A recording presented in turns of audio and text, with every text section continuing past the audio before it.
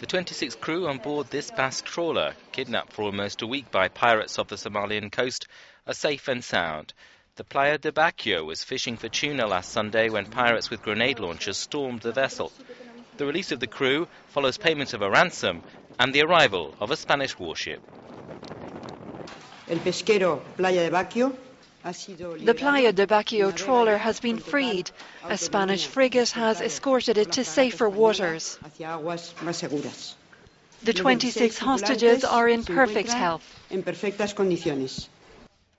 The hostage crisis follows a similar one earlier this month in the same waters, when Somali pirates kidnapped 30 crew aboard a French luxury yacht. French special forces captured 6 pirates and $200,000 of suspected ransom money after the crew were released. More than 25 ships were seized last year by pirates in Somali coastal waters, despite US Navy patrols.